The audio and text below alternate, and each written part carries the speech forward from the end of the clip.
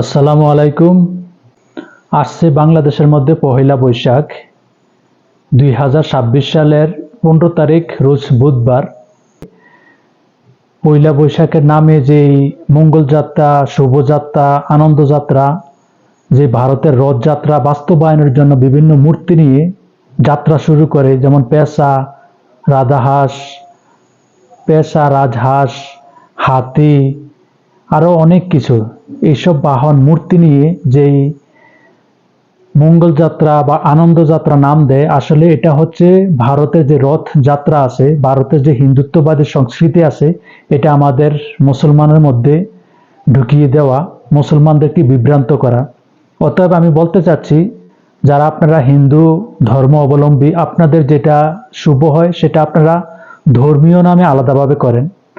আর যারা মুসলমানরা তাদের ধর্মের সাথে সংস্কৃতির সাথে মিল আছে, তারা ধর্মীয়ভাবে আলাদা করবে। আর যদি সবাই সংমিশ্রণভাবে করতে চান, তাহলে বাংলাদেশের মধ্যে যেই ঐতিহ্যবাহী কৃষকের যে কার্যকলাপ আছে, কৃষকের যে মাথার মধ্যে যে রৌদ্র থেকে বৃষ্টি থেকে বাঁচার জন্য পাতলা দেয়, অনেকে অনেক কিছু নামে বলে, মাথার মধ্যে যে একটা পাতলা থাকে, তারা যে ধান কাটে, ধানের চিত্র থাকবে, ঢেকির মধ্যে যেই ধান বানে, মহিলাদের ঢেকির চিত্র থাকবে, পল্লী কবি জসিমউদ্দিনের কিছু কবিতা থাকবে, আব্দুল আলিমের বিভিন্ন ঐতিহ্যবাহী যারা বাংলা সংস্কৃতির সাথে ওতপ্রোতভাবে জড়িত পল্লী গীতি আছে, লালন গীতি আছে, বাংলাদেশের সংস্কৃতির সাথে যায়, তাদের সেইগুলোকে উপস্থাপনা করেন, কোনো সমস্যা নাই। কিন্তু রাজাহাঁস, ফেসা, হাতি, এসব যে মূর্তিগুলো আমাদের মধ্যে পয়লা বৈশাখের সংস্কৃতির নামে ঢুকিয়ে দিচ্ছেন, এটা কিন্তু আমরা যারা সচেতন নাগরিক আছে বাংলাদেশে, আমরা বুঝতে পারি। যেমন হাতি হচ্ছে ঐশ্বরের বাহন, আর পেঁচা হচ্ছে লক্ষ্মীর বাহন, এরকম আর কি।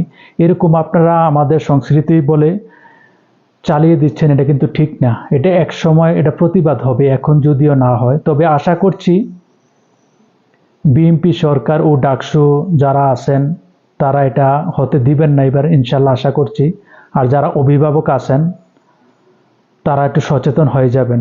যদি বাংলাদেশীয় সংস্কৃতি সবাই মিলেমিশে একাকার হয়ে উৎসব করতে চায়, তাহলে করতে পারে। কিন্তু কোনো একটা ধর্মের মতলবগুলোকে প্রকাশ করে মুসলমানদেরকে ধোঁকা দিবে, এইসব আমরা চাই না। তাই সবাই সচেতন থাকবেন, সব অভিভাবক সচেতন থাকবেন। পয়লা বৈশাখের সংস্কৃতি, বাংলাদেশের সংস্কৃতি তুলে ধরতে চাইলে আব্দুল হালিমের গান আছে, পল্লী গীতি, লালন গীতি, পল্লী কবি জসিমউদ্দিনের কবিতা আছে, এসবগুলোকে আপনারা সবাই উপস্থাপনা করবেন। আগের যে কৃষকরা ধান কাটছে, ধানের ছবি থাকবে, ঢেকির মধ্যে যে ধান বানছে, এই ঢেকির ছবি থাকবে।